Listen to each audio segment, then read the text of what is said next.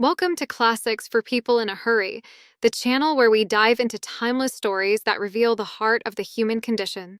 Today, we're tackling Great Expectations by Charles Dickens, a story of ambition, betrayal, love, and redemption.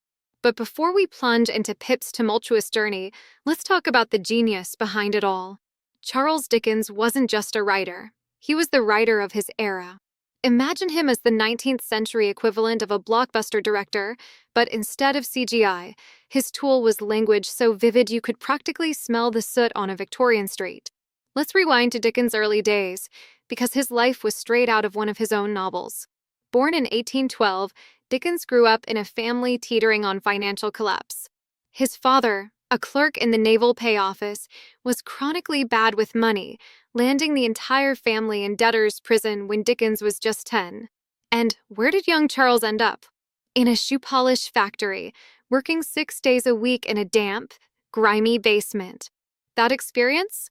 It left a permanent scar, one that echoed through his stories. If you've ever felt stuck in a soul-crushing job, grinding away at something that feels like it's eroding who you are, you'll find yourself in Great Expectations. Dickens didn't just write stories, he poured raw, unfiltered life into them. When his father was finally released from prison, Dickens returned to school, but life didn't smooth out. His first love broke his heart, choosing wealth over him. Devastated but undeterred, Dickens transformed his heartbreak into creative fuel. By the time he started writing essays in 1833, he was unstoppable, a relentless observer of his time. Here's a fun fact. Back then, photography didn't exist. No Instagram, no snapshots, no candid moments frozen in time. Dickens' words became the lens through which people saw the world. And even today, filmmakers and writers still pull inspiration from his intricate depictions of Victorian life. How did Dickens capture such rich detail? Simple, he was obsessed with humanity. Picture this. At 28, Dickens regularly watched public executions, not for entertainment, but to study the crowd. How they reacted, whispered, recoiled, or cheered. He turned this borderline superpower of observation into unforgettable scenes and characters. When you dive into Great Expectations, all that meticulous detail leaps off the page. Prisons, convicts, courtroom drama, it's all there, crafted with stunning realism. Dickens didn't just imagine these worlds, he lived them, studied them, and distilled them into his work. So why does Great Expectations stand out among Dickens' many classics?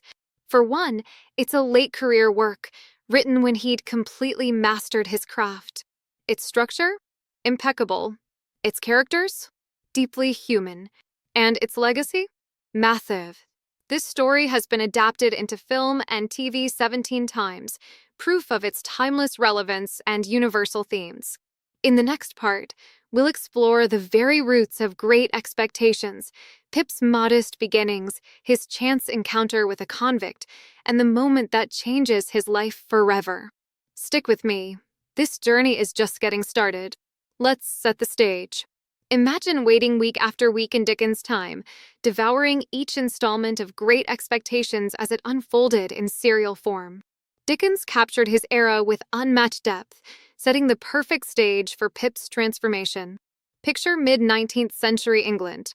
The Industrial Revolution is in full swing, machines are reshaping society, cities are growing like wildfire, and class divisions are sharper than ever.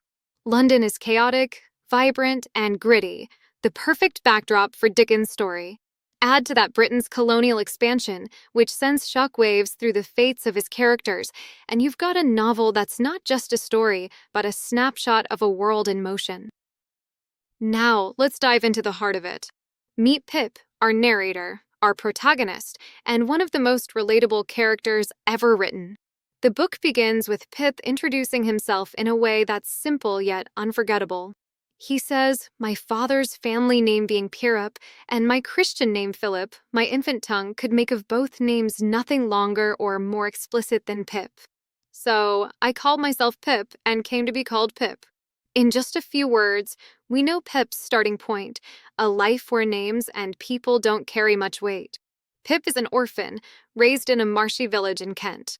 His world is small, bleak and unremarkable until one cold winter evening changes everything.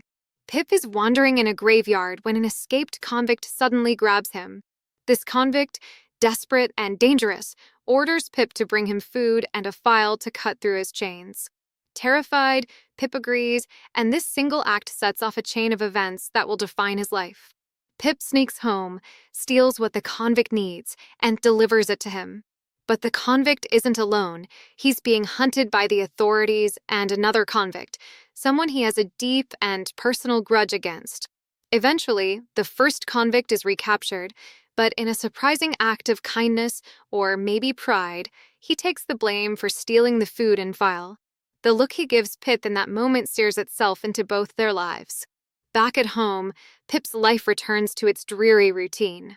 His sister is harsh and overbearing, while Joe, her husband, is kind and protective. Joe's blacksmith forge is the center of Pip's world, a place where he's expected to stay, working with his hands and living a life dictated by his class. But fate has other plans. Enter Miss Havisham. If you've never heard of her, get ready. Miss Havisham is one of the most haunting characters in literature.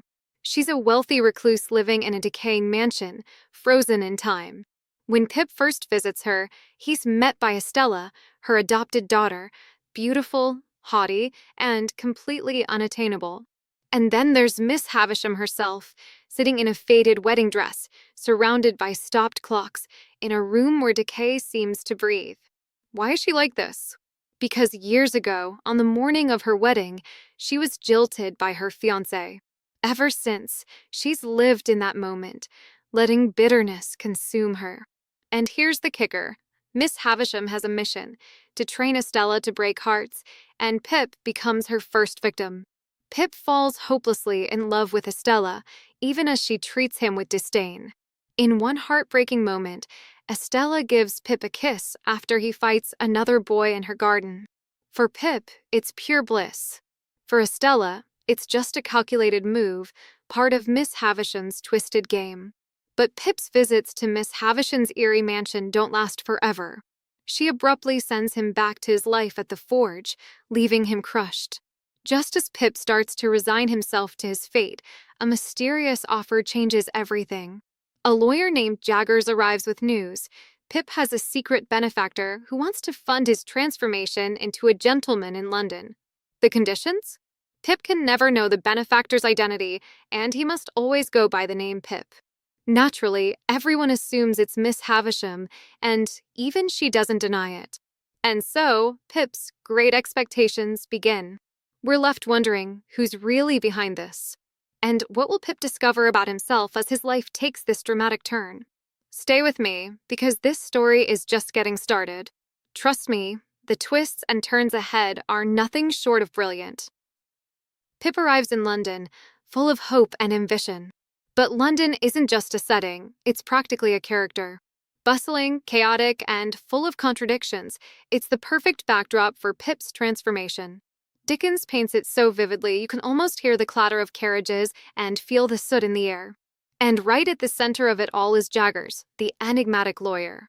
Jaggers is no ordinary character. He's sharp, calculating, and the ultimate puppet master.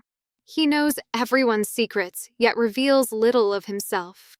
He's cold and pragmatic, but every so often, he shows a glimmer of empathy that makes you question everything. He's the kind of character you can't quite pin down, and that's what makes him so compelling. Through Jaggers, Pip meets the Pocket family, Miss Havisham's only relatives who aren't groveling for her fortune. The father, Matthew Pocket, takes on the job of refining Pip's manners, while Herbert, the son, becomes Pip's closest friend. And here's a fun twist. Herbert is the boy Pip fought in Miss Havisham's garden years ago. Small world, right? But now, instead of fighting, Herbert becomes Pip's guide to navigating London society.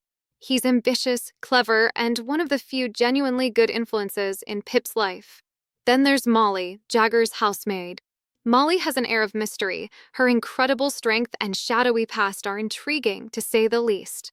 She was once tried for murder, a case Jaggers famously won. Now, she works for him, and something about her unsettles Pip. She feels familiar, though he can't quite place why.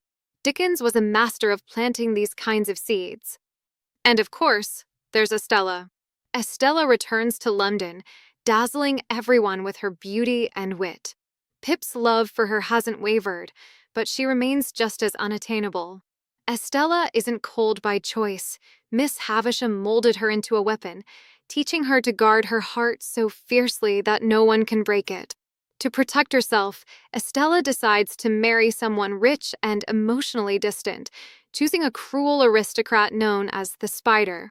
Watching Estella grow closer to this man is pure agony for Pip. Meanwhile, Pip's new life is changing him, and not for the better. He's living beyond his means, racking up debts and losing touch with his roots. When Joe visits, Pip is embarrassed by his simple manners and working-class background. Sensing Pip's discomfort, Joe cuts the visit short, leaving Pip with a heavy sense of guilt. It's a painful reminder of how far he strayed from the values that once defined him. And then Dickens drops the bombshell. On Pip's 23rd birthday, a visitor arrives, Magwitch, the convict from Pip's childhood. Magwitch reveals that he is Pip's secret benefactor. Not Miss Havisham. Not a wealthy aristocrat. A convict.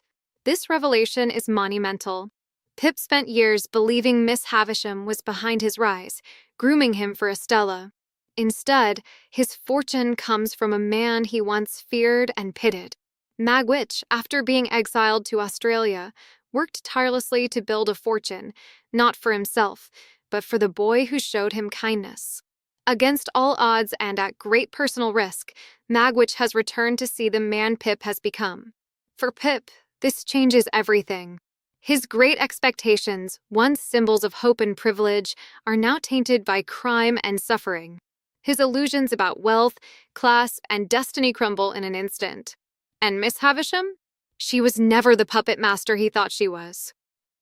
Magwitch's story is one of resilience and redemption.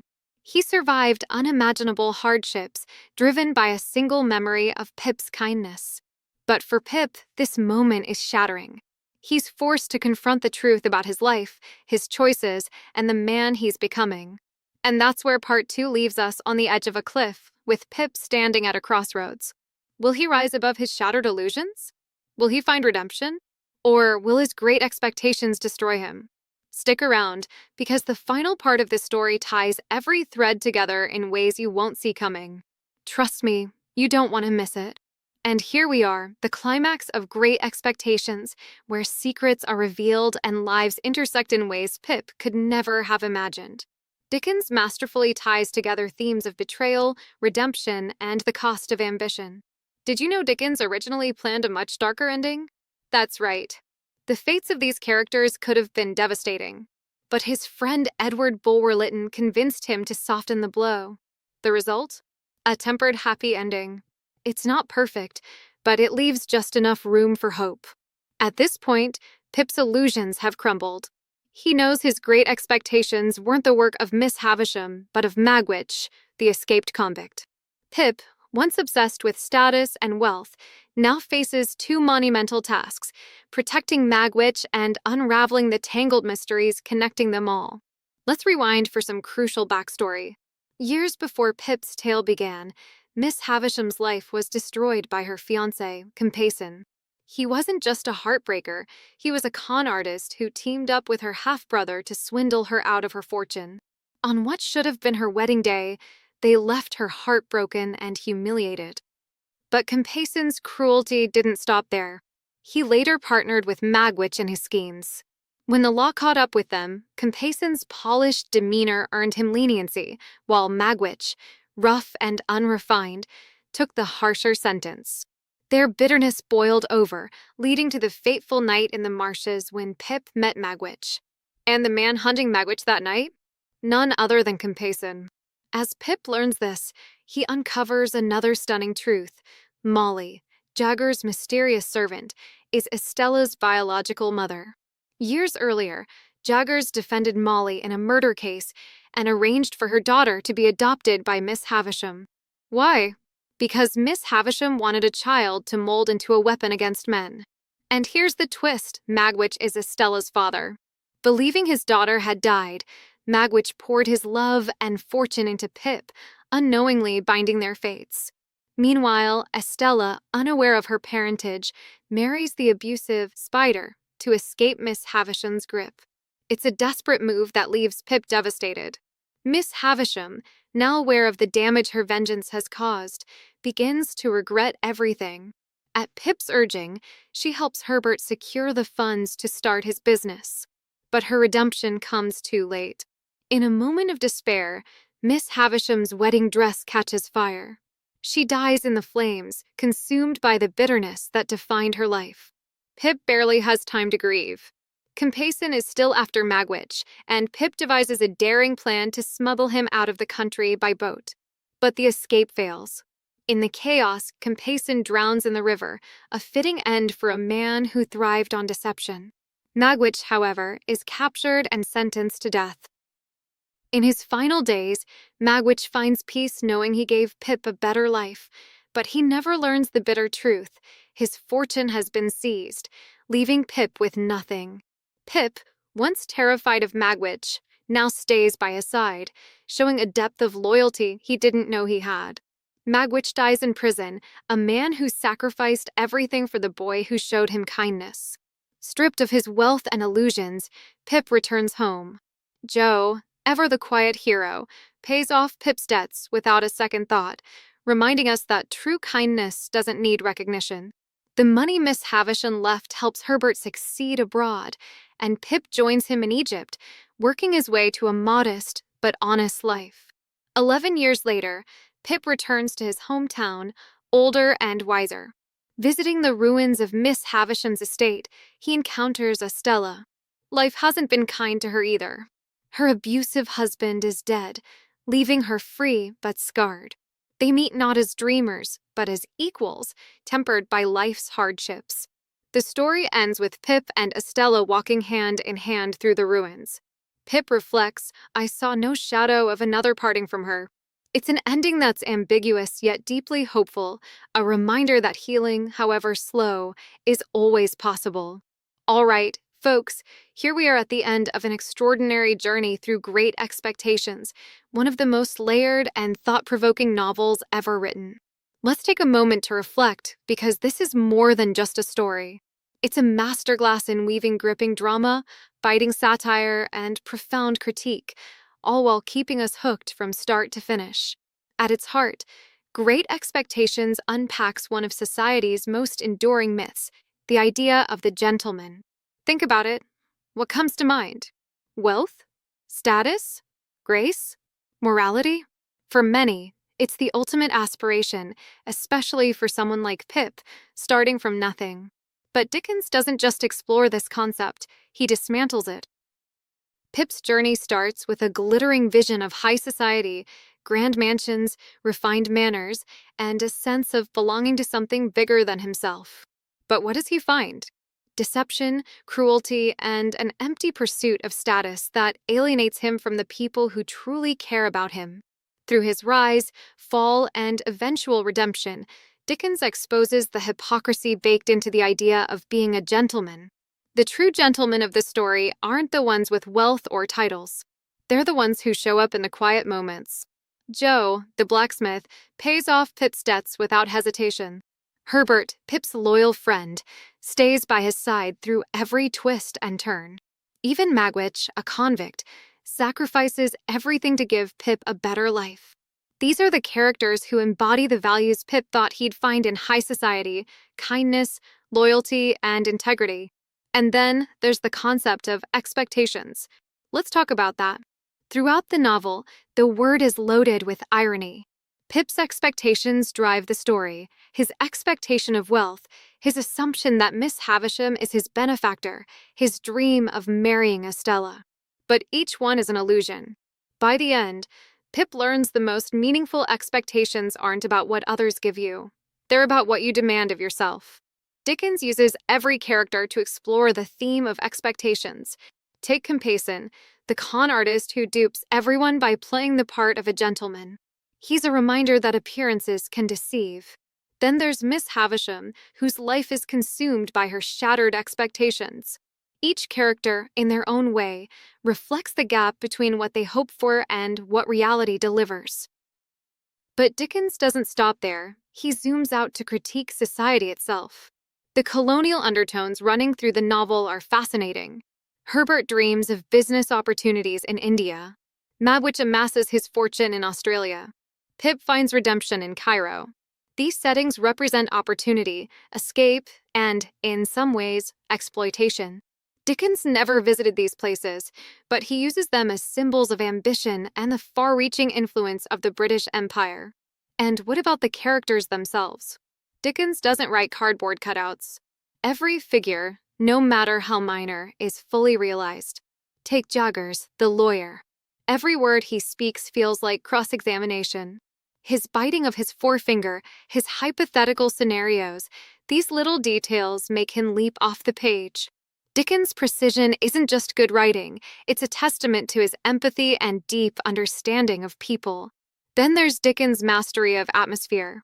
Miss Havisham's decaying mansion, the ever-present imagery of prisons and gallows, the haunting descriptions of convict chains, these aren't just for show. They underscore the novel's themes of confinement and societal hypocrisy. Some critics even argue Dickens portrays London itself as a kind of sprawling prison, with its rigid class structures and invisible chains of expectation. So, what's the real takeaway here? Maybe it's this: we all carry expectations of ourselves, of others, of the world. But the real journey is learning to let go of the illusions and to find meaning in what's real, the people who stand by you, the work that fills your soul, and the moments that remind you of your strength. Thank you for joining me on this journey through one of the greatest novels ever written. If this resonated with you, share it with someone who loves a good story or who needs a reminder that even in the midst of chaos, there's beauty to be found. Don't forget to like and subscribe. Until next time, keep questioning, keep reading, and most of all, keep believing in the greatness within yourself.